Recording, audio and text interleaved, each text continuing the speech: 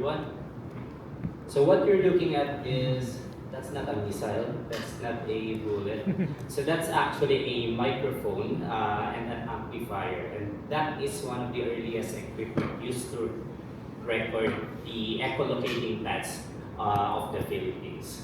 And this device, and that device was first used 70 years ago in 1958 when Alvin Novick visited several localities in central Luzon to make the first ever recordings of ultrasonic calls from Philippine bands. And those pioneering recordings marked the beginning of bioacoustics here in the Philippines. So after that, there was a gap of more than 40 years in this research because it wasn't until 2001 when Sedlak, now one of our collaborators from the US, conducted her PhD research here in Mount Makiling here in Laguna. Then in 2009, Sedlak and Weyand used also acoustic data to discover the presence of morphologically cryptic bat species in Mount Banahaw. So that was a significant finding because these bats were nearly indistinguishable based on their physical appearance alone. So based on their echolocation calls, that revealed that they were in fact genetically diverse. So that study demonstrated that bioacoustic is not just a tool for detecting bats, but it can also help identify cryptic species and uncover biodiversity that might otherwise go unnoticed. Now, most of the acoustic research done was on the central Luzon. So it wasn't until 2012 that these surveys gradually expanded on the southern part of Luzon and on other major islands such as Panay, and then in Cebu and Bohol. So around this time, our laboratory also began building its own collection of reference call recordings from bats. We were learning how to use equipment that was available to us. And so in 2021, we have published our first paper for the Philippine Bat Call Library, and the aim is to develop a comprehensive reference library of echolocation calls for Philippine bats. So we acknowledge that we are already lagging behind many other countries that already have their national bat call libraries, already doing their passive monitoring. So in 2021, we started with 15 species from one locality, and that has grown to include reference calls from over 40 species collected across multiple islands throughout the Philippines. So good afternoon everyone, I am Renz, and I'd like to share the journey of the Philippine Bat Call Library from its establishment a few years ago to the progress we've made, and of course the exciting opportunities it has created. So how this growing of echolocation calls is being applied across different areas of research, especially in ecology, taxonomy, and conservation of Philippine bats. So in terms of its ecological significance, one of the most exciting outcomes that we've been able to do is to collect recordings of rare and hard to capture species. So that was actually one of our original goals, to detect this rare and elusive species acoustically and find more information, ecological data from them. So a good example would be this bare-rump sheep-tailed bat. So this species is rarely caught in mist net because it typically flies high above the canopy. But once we had its reference call, the succeeding passive acoustic surveys that we had revealed that it was detected much more frequently than expected.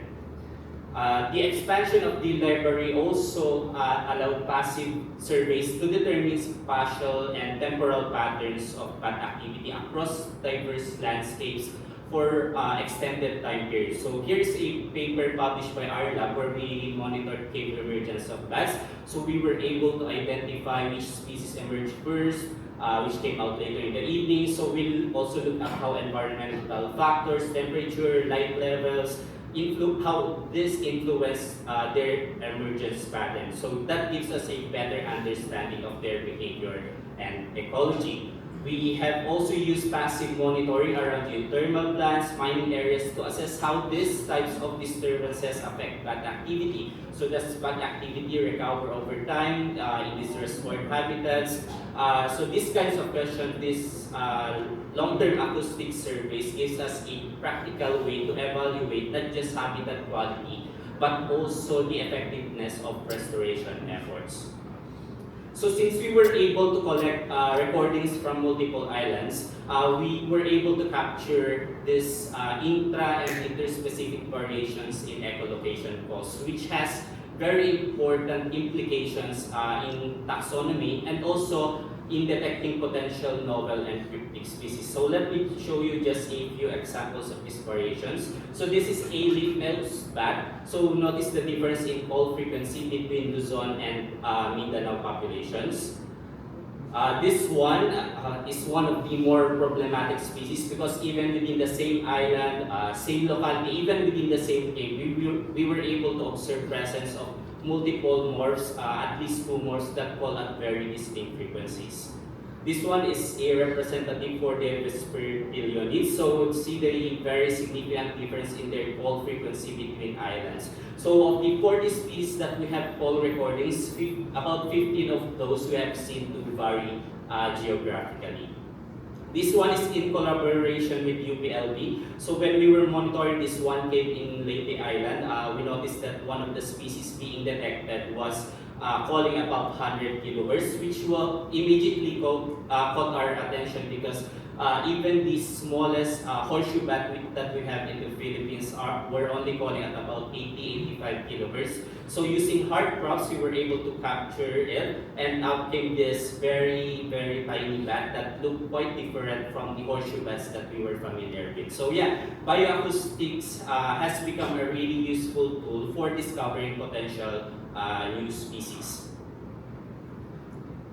So beyond ecology and taxonomy, the Philippine Bat Call Library also has important applications in conservation. So as human activities continue to expand, we know that bats will face new and emerging threats that require effective monitoring and management. So with this tool, we are venturing to find solutions for emerging threats such as the expansion of wind farms in the Philippines. In North America, millions of bats die every year, and that is a very significant number that could drive bats to extinction. In the Philippines and in most of Southeast Asia, we really don't know the scale of this problem. We have anecdotal reports of bat carcasses being reported in some wind farms in the Philippines, but we don't have the data to assess the actual impact. So with our acoustic data, we can passively monitor their activity in wind farms, know which periods, time, months, or seasons they are more active so that wind farm management can plan proper mitigation for this species. So many Philippine bat species also rely on caves and frequent human disturbance can disrupt their roosting behavior, their reproduction. So our call library creates new opportunities for public engagement through bat walks, bat watching. So through these activities, visitors can experience bats in real time and can promote also responsible wildlife tourism.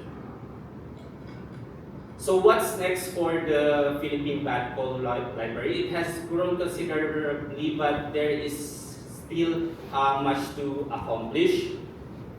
Our next priority is developing an automated acoustic classifier. So we typically spend weeks and months going through processing, measuring calls. So in one of our recent papers, we tested the performance of an automated classifier for Philippine horseshoe bats. And the results were actually really encouraging. So building on that, we've been working to develop an automated classifier that's specifically trained for Philippine bats. So the goal is to make it much faster, more reliable to process this huge amount of acoustic data that we have. So we're also working on updating the Philippine